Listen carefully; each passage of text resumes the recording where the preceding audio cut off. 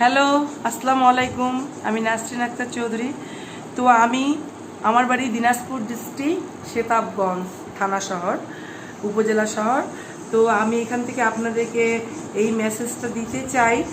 এই যে আজকে সারা বিশ্বে করোনা ভাইরাস ছড়িয়ে পড়ছে, আপনারা কেউ আতঙ্কিত হবেন না। আপনারা সবাই সচেতন থাকবেন, আপনারা সবাই পরিষ্কার পরিচ্ছন্নতা অবলম্বন করবেন। এর আগেও আমি দুটো ভিডিও দিয়েছি, হ্যাঁ, হ্যান্ড ওয়াশ কীভাবে করতে হবে। হ্যাঁ, এটা আপনারা সবাই জানেন, ছোট বাচ্চারাও জানে, বড়রাও জানে, সবাই জানে। এবং এই করোনা ভাইরাসের দিনে আমরা সবাই বেশি বেশি করে হ্যান্ড ওয়াশ করব। আমরা সবাই অনেক পরিষ্কার পরিচ্ছন্নতা থাকবো। আমাদের ঘর বাড়ি আমরা পরিষ্কার করব।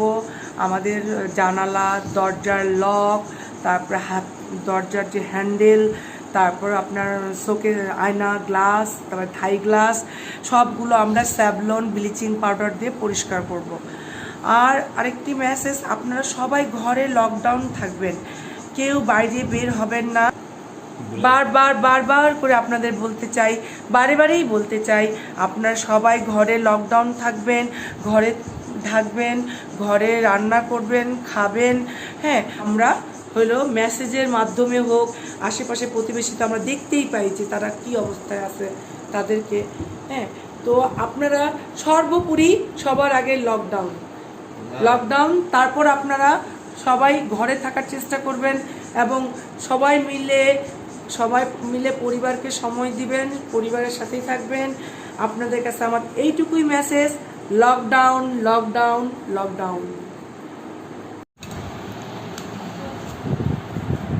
হ্যালো, আসসালামু আলাইকুম। আমি নাসরিন আক্তার চৌধুরী। তো দর্শক, এই যে দুপুরে লাঞ্চ আমরা খেতে বসে গেছি। মুমুর বাবা চলে আসো খাইতে। হ্যাঁ, তাহমিদ, মুমু, সবাই বসে পড়ো। তো দর্শক, আমি আজকে দুপুরে সকালের নাস্তা অনেক চিড়া জর্দা বানিয়েছিলাম আর ডিম ভাজি।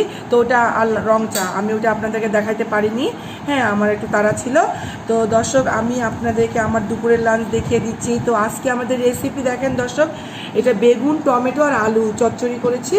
আর এটা মুরগিটা কোরমার মতো করেছি তাহমিদের জন্য, মুরগির মাংসটা। আর এটা পাটা শাকের ভর্তা করছে আজকে। অন্যদিন আপনাদেরকে দেখাইছি আমি পাটা শাক, কিন্তু ভর্তা করিনি। আজকে পেঁয়াজ, শুকনো মরিচ দিয়ে এটা ভর্তা করছি। তো এইটা আমাদের দেশে এইটাকে সিটো বলে, পাটা শাকের সিটো। তো আমি পাটা শাকের সিটো নিয়ে নিলাম। তো সিটো আপনারা নাম কখনো শুনছেন কিনা আমি জানি না, কিন্তু আমার যারা দেশি লোক তারা সবাই বুঝবে পাটা শাকের সিটো কী এবং পাটা শাকের সিটোটা কত মজা। হ্যাঁ, আর আজকে স্পেশাল হলে এটা আমি যেটা অনেক পছন্দ করে, এই জন্য এটা করছি। এটা খুব মজা হয়েছে, আমি একটু খেয়েও দেখছি রান্না করতে করতে দর্শক। তো এত টেস্ট হয়েছে দর্শক, আপনাদের একটু খাওয়াবো বলি। অনেক মজা হয়েছে। আর কিন্তু আমি এটা কি ও দর্শক, এই যে পুঁই শাক দিয়ে মুসুরের ডাল করছে, এটা দেখেন, খুবই মজা, খুবই টেস্টি। এখন তোমার বাপিকে দেখো, বুকের মাংসটা দাও তোমার বাবাকে।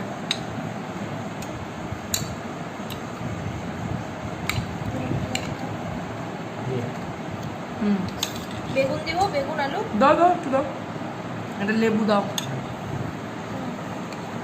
খুবই মজা। সবচেয়ে মজা লাগতেছে আমার এই যে পাটা শাকের সিটো খুবই মজা। আপনাদেরকে এই পর্যন্তই আমরা রাখছি। এখন চাউমিনের মুখ নাও, তোমাদের কিছু খাওয়াটা দেখাও কেমন। পাট শাকটা শুকনা মরিচ পুড়ে নিছি আর কাঁচা পেঁয়াজ দিয়ে একসাথে ম্যাশ করে পাট শাকটা মাখবো। পেঁয়াজ দিয়ে আনছে, পেঁয়াজগুলো আমি দিয়ে দিলাম। শুকনা মরিচটা আগেই আমি অনেক লবণ দিয়ে আর সরিষার তেল দিয়ে মাখছি। এখন শাকটা পাট শাকটা পেঁয়াজ দিয়ে মাখবো। এই শাকের ভর্তাটা খুব মজা, ইয়ামি হয় খেতে।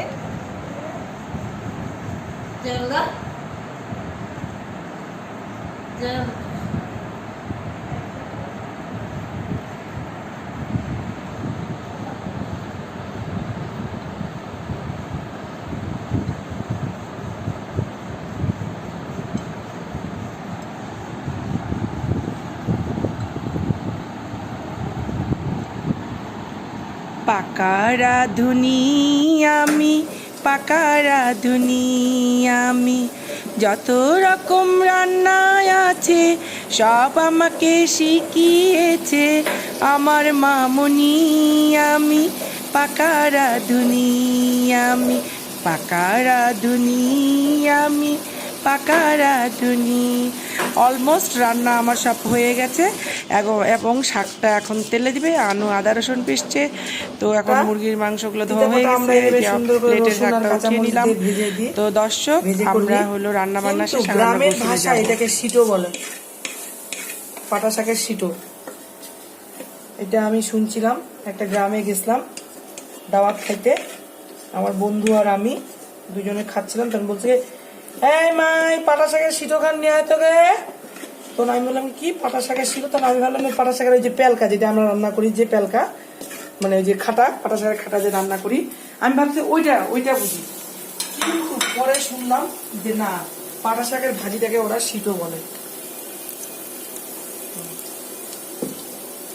তো আমি অলরেডি পেঁয়াজ লাল হয়ে আসছে, লাল মানে বাদামি কালার হয়ে আসতেছে পেঁয়াজটা। তো আমি এখন এখানে মুরগির মাংসটা দিয়ে দিব। এটা একটু ভিন্ন টাইপের, মুরগির কোরমা টাইপের আর কি। আদা রসুন বাটা একসাথে দিয়ে দিলাম, সাথে দেখুন একটু জিরা বাটা দিয়ে দিচ্ছি, জিরা বাটা দিয়ে দিলাম। এটা ভিন্ন টাইপের রান্নাটা আপনাদেরকে আমি দেখাচ্ছি। এটা আদা বাটা রসুন বাটা জিরা বাটা দিলাম, দেওয়ার পরে আমি এখানে মুরগিটা দিয়ে দেবো। ও এখানে মরিচ বাটা নাই, মরিচ বাটা এখানে মুরগিটা দিয়ে দিলাম। গোটা মরিচ দিলে হবে না? হ্যাঁ, মরিচটা একটু কাটে দিলে ভালো হতো আর কি।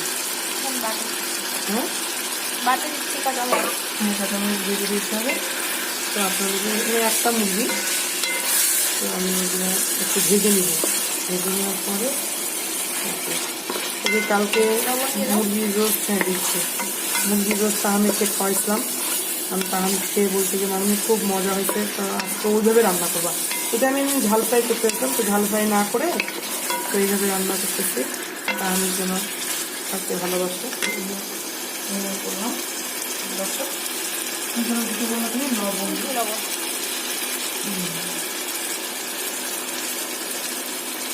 হাতে রান্নাতে লবণ দিয়ে দিলাম। ভাজা ভাজা হবে, একটু ভাজা ভাজা বেশি ভাজা ভাজা হয়ে গেলে এখানে আমি দিয়ে দেবো একটু মরিচ দাও দেখে।